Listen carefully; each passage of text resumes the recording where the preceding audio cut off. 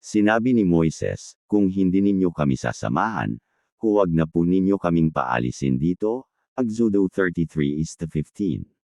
Maaaring makaranas ka ng tagumpay ngunit hindi mo kasama ang Diyos. Kung tagumpay ang mahalaga sa iyo, maaaring matukso kang piliin ang tagumpay sa halip na ang pakikiugnay sa Diyos. Inalok ng Diyos ang mga Israelita ng isang anghel na sasama sa kanila habang pumapasok sila sa lupang pangako para matiyak ang kanilang tagumpay sa bawat pakikipaglaban. Walang hukbo na makakatalo sa kanila. Walang pader ng lungsod na makakapihil sa kanila. Naghihintay sa kanila ang kayamanan ng lupain upang masamsam nila, tila kukunin na lang nila ang lahat ng kanilang pinapangarap. Ang kulang na lamang ay ang presensya ng Diyos. Sinabi ng Diyos na matitigas ang kanilang ulo, at ayaw niyang samahan sila kung malayo ang kanilang puso sa Kanya.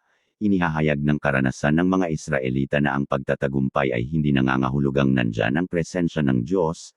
Huwag mong akalain na ang iyong magandang kalusugan, ang maunlad mong negosyo, o ang paglago ng iyong ministeryo ay dahil sa presensya ng Diyos. Maaaring hindi mo sinasadyang piliin ang tagumpay kaysa kaugnayan mo sa Diyos.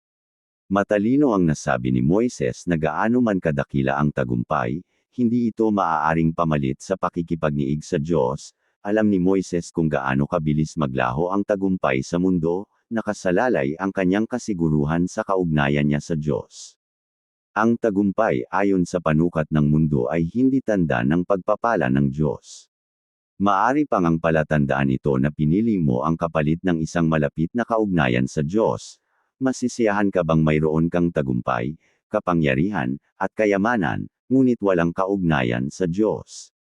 Pinahahalagahan mo ba ang presensya ng Diyos sa iyong buhay ng higit kaysa pinakamalaking tagumpay na maari mong maranasan sa mundong ito?